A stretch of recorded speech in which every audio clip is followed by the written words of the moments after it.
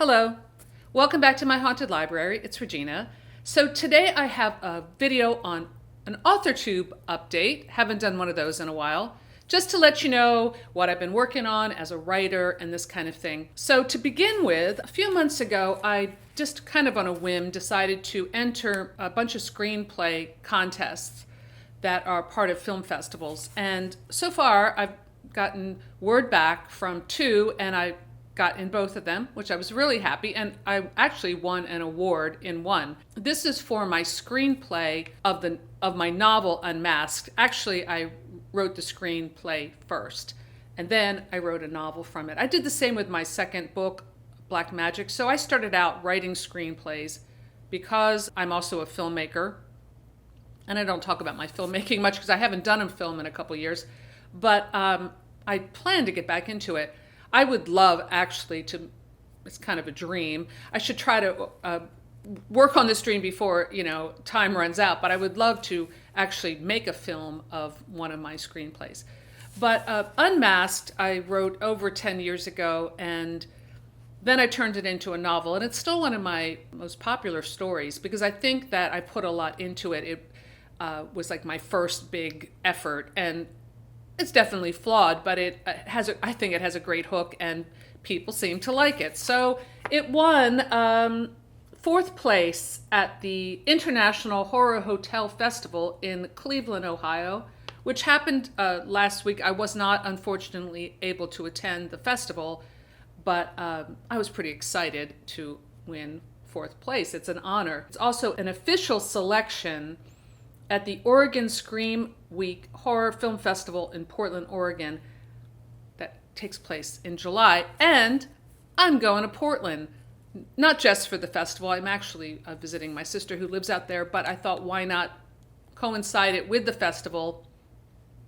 So I will be heading out there with my husband and Lily.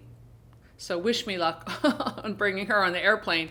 Her sister, Shih Tzu, lives out there too. So I thought it'd be fun to kind of get the whole family together. So I will be out in Portland in July, which is a city that I love. And of course, I love going to Pal's Books. I will probably do a live Instagram video while I'm out there at Pal's Books or something like that, or the festival, or one of the other. But I just wanted to update you about that. During the whole COVID crisis, while I had a lot of time, I wrote 3 novels, which are on Wattpad, all 3 of them. So I'm going to link that below. Kind of a werewolf, a paranormal romance series set in the world of ballet. And the first book is called Red Masquerade, and then I have Red Interlude and then Red Finale. It's a very popular series on Wattpad. I kind of wrote it for that audience, which tends to be more into like paranormal romance or just romance in general. It's a much younger audience than the pure horror audience, but I'm happy that the series has taken off. In fact, book 1 has almost 200,000 reads, which is awesome. So I'm going to leave those books up on Wattpad at least for a while and garner more reads so people can enjoy them. So I will link my Wattpad site below too. I have some other things on there, including my Waddy-winning horror book, Code Red, which I have been thinking actually about putting that book into a screenplay, starting with a novel and making a screenplay out of it, because again, I think it would make a great horror film. Code Red is a vampire book about that takes place in Appalachia, and it's kind of campy and kind of fun. So yeah, check out my work on Wattpad. You can read it on your desktop, you can read it on your phone, and it's all free and fun. So I've been working a lot on that. I just put a new short story on that site. I really love that platform, and I'm a Wattpad star, just so you know. So in the meantime, I'm writing a lot. I'm working on 2 novels, one gothic romance that I probably will release on Amazon, and then also another adult horror story that I'm about 10,000 words in one, 20,000 words in the other. I have a problem with kind of juggling 2 books at once, and some short stories anyway. So that is what I've been working on. And since we're discussing writing today, I thought I would just do a quick list that I typed up this morning, and I'm going to try to include it on my blog. So these are my 10 writing tips. Now, these aren't all original. These are ones that I picked up from other places, but these are the ones that I use and that help me to write and write better, I think. Because we're always trying to improve. All right, so number 1, writing as practice. Thinking about writing as practice. I think this is a great idea, and I've mentioned it before, but I think a lot of times we tend to think of writing as something we only do when we have a good idea or that we're inspired, when it actually should be a daily practice. I remember years ago, I lived in New York City, and my neighbor down the hall was a violinist who worked like a concert violinist, which is very difficult to become a concert violinist. You have to be extremely talented. But she would practice the violin, and I loved it. I loved hearing it. She would practice for like 6-7 hours a day and then go and perform. So there's a lesson there. You don't just sit down and write a masterpiece. Some days you sit down and you write and it's not so good, but you're practicing. I think it also takes the pressure off of it to think of it as practice.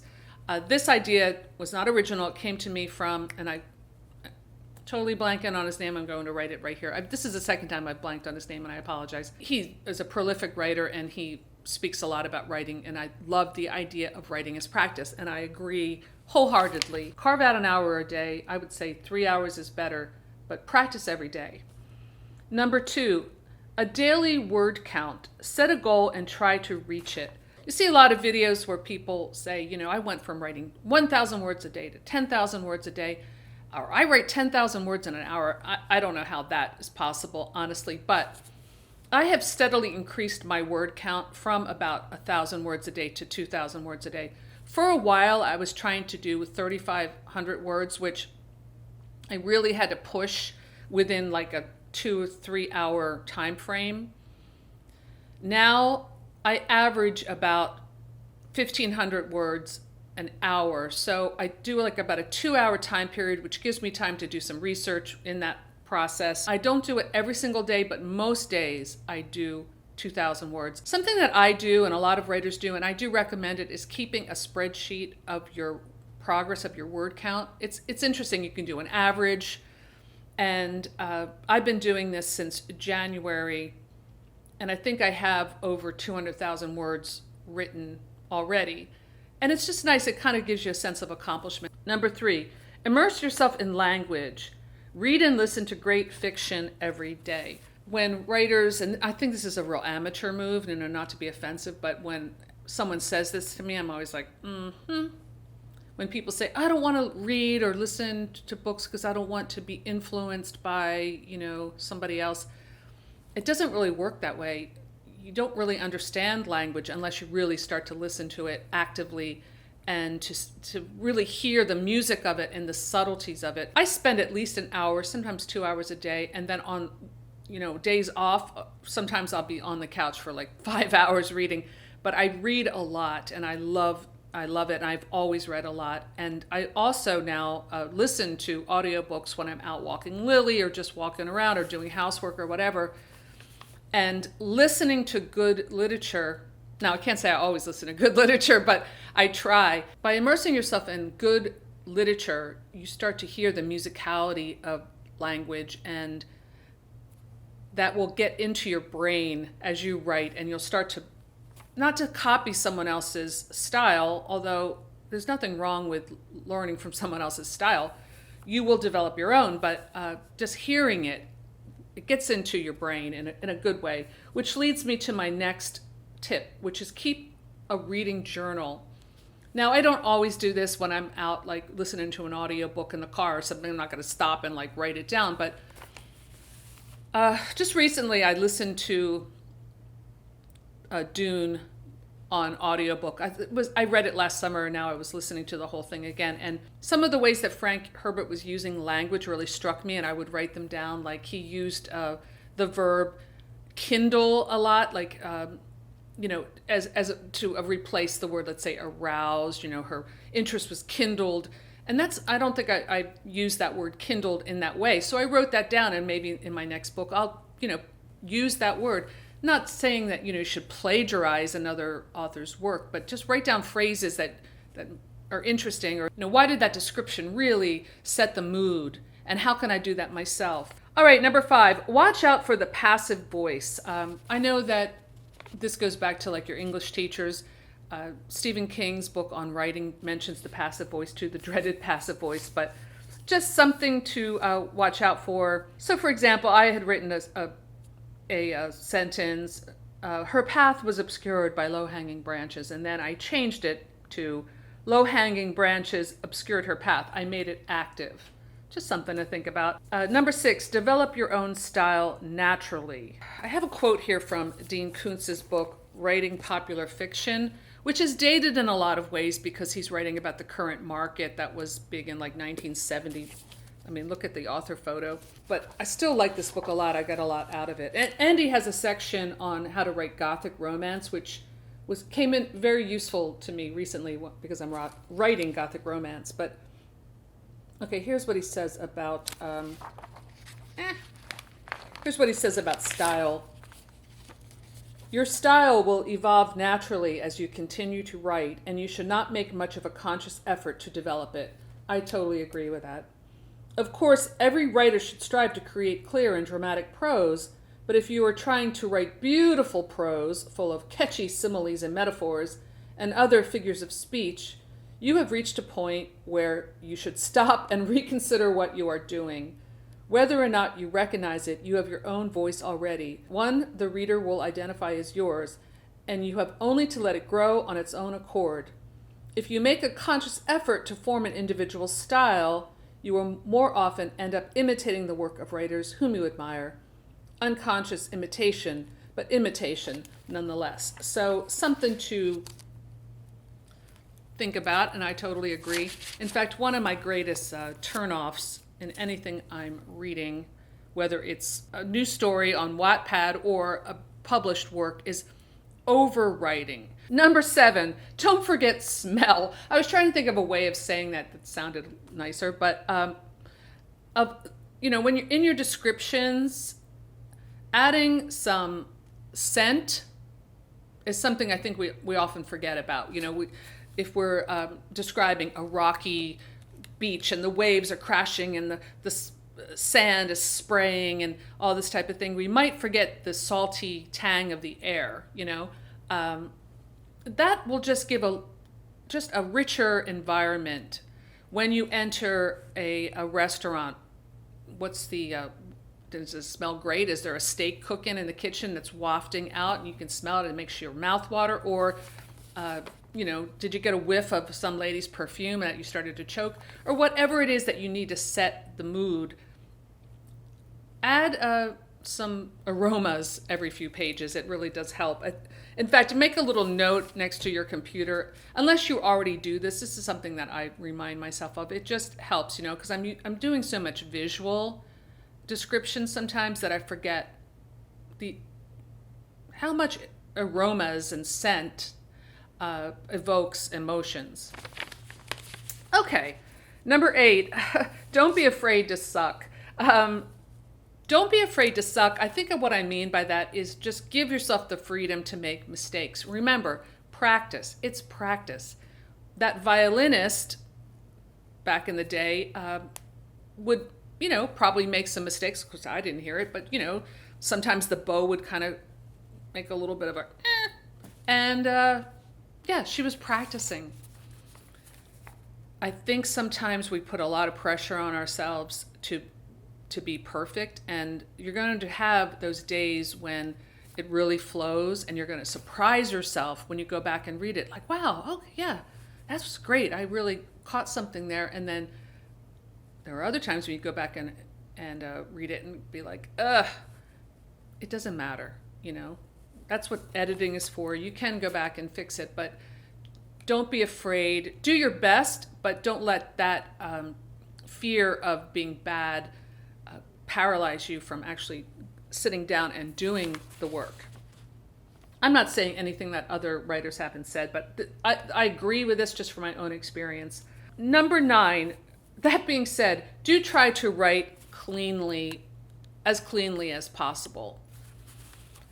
Especially if you're trying to run a marathon and write a lot of words. There is a temptation, and I mean, not to say that you should get hung up. You should try to keep it moving, but try to write cleanly, because it's a lot harder, I think, to go back and really rewrite that scene. It's best to get it right the first time. Now, that's not saying you're not going to edit it. You're not going to fix mistakes or maybe do different word choice. Write it cleanly as possible. In fact, Dean Koontz, who knows a lot about this stuff, has this to say about it. Now, he actually goes back and rewrites the page until he feels like it's perfect, then he moves on. Many writers are proud of the number of drafts they do on a novel. You'll hear them say things like, "I did 4 complete manuscripts before I had it polished exactly as I wanted it." Indeed, the writer who won't settle for anything but the right word, who wants his prose to ring true and to read easily, is to be admired. But the writer who rewrites the same story again and again until he has it down pat is usually not so much a careful artist as he is a sloppy one. If he had trained himself to write as clean and sound a first draft as he could, he would not have needed to go over all the material again and again. Okay, so some people might disagree with this, but I think that the more you practice, the more you write daily, the cleaner you'll write. So number 10, release yourself from the prison of criticism. If you sit down to write and you are thinking about what people, your reader, I'm not saying you shouldn't write with your reader in mind to some degree, but I'm talking like, your worst critic over your shoulder telling you how much you suck. You're going to be paralyzed with fear of failure, and that just kills any creativity. So it can be hard, but I find that the more you get into your story emotionally, you're not thinking about that critical voice. My friend James, who I did that podcast with a while ago, had this really funny, he has a great TikTok. Well, I'm not on TikTok, but he posts them on Instagram. I'll link it below. He has some great stuff about creativity. And he did a funny video about a Karen character kind of telling him, "Oh, wow, what are you doing? It makes you think you're so great." Stitch, how your evil Karen brain speaks to you about your art. I'll go first. What do you think you're doing? I don't think you belong here. I'm drawing. Oh, an artist. You think you're an artist. You're not an artist. You're a bass player. That's all you can do. You're not very good as an artist. Stop wasting your time. Stop it. Nobody likes you. You know what? Get out. I'm going to call the police. I'm going to call the art police. That voice, that horrible voice, it could be the voice of a parent from when we were a kid, or a disapproving teacher, or somebody who told us how bad we were at doing something. That voice is something that we can internalize, and it can be very destructive to creativity, to art. And I think the way to turn it off is to become so absorbed in what you're doing in your story that you're really feeling it, that you're there and describing everything. And you'll know when you're feeling that zone because you're not thinking about all these other things that, oh, you think you can write? You call that a sentence or whatever. That can come later when you edit. Then you put that hat on and be brutal with your prose. But in creating it, get that voice out of the room. Not everyone has it. Some people are very confident, and that's great. But a lot of us have those feelings of doubt. And especially if you read your bad reviews and think, oh my gosh, they're right. I suck. But that's when you have to ask yourself, well, why am I doing this? Well, I'm doing it because I love it and it's fun and it's a creative outlet and I'm having a great time. So you just always want to try to frame it in a positive way. Otherwise, it can be a chore, and it's work, but it should be a great fun and pleasurable work because this is what you love to do.